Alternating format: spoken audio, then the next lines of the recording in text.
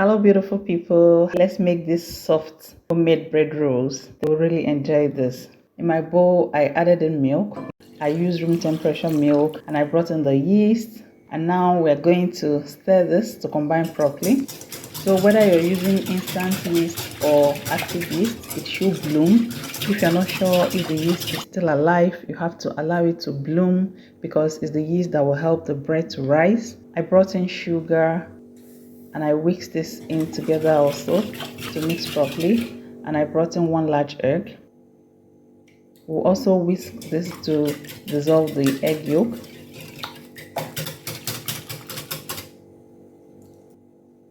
And now I brought in my bread flour and I brought in the salt, and with my spatula we're going to keep mixing this till we get a shaggy dough. You have to note that the yeast is both a dry ingredient and a wet ingredient. Keep mixing it. Don't be tempted to add more water till when it gets to the kneading to know if you need to add in more water. I brought in butter and we're going to mix both the dough and the butter together for the butter to absorb into the dough. And when I got it to this point, I transferred it to my work table and we are going to start kneading.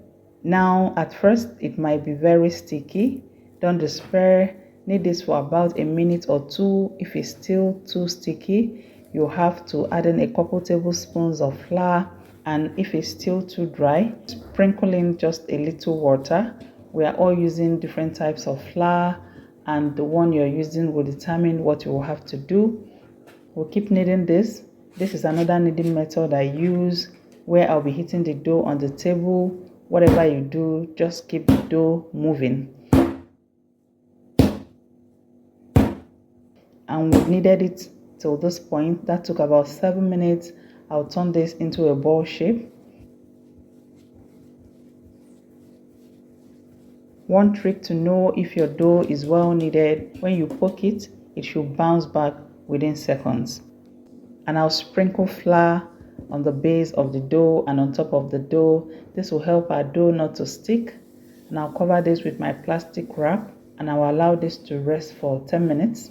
That will give me enough time to go wash my dishes. I will apply butter all over my bread pan. This will help the bread not to stick to the pan when it's coming out from the oven. And we'll set this aside.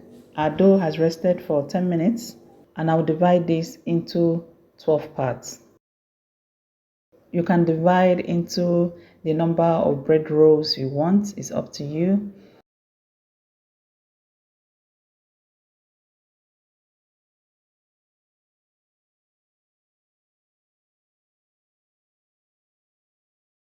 And let's roll this. Observe how I'm rolling it. I'll turn it into a ball shape to have a smooth ball shape. And I'll roll it on my work surface just to make it smoother, and I'll set it into a bread pan.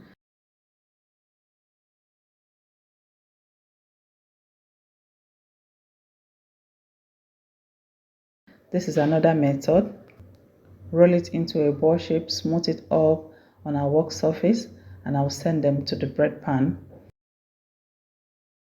I live in a warm country. I don't have to send this to a warm place to proof. I'll leave it on my counter here and it's going to proof between 40 minutes to 1 hour. If you live in the cold regions, please, you might have to send this to your oven with the oven turned off. And this is after 45 minutes. Our bread has doubled well in size. Gently, I'll remove the plastic wrap so that it doesn't deflate our bread rolls bubbles. And I'm going to send this to the oven and we'll be baking at 180 degrees Celsius between 30 minutes to 35 minutes. And here are our delicious bread rolls. My entire kitchen and home is filled with this delicious aroma. We are going to take it off from the pan so that it doesn't start sweating, and I'll leave it on the cooling rack for about 10 minutes.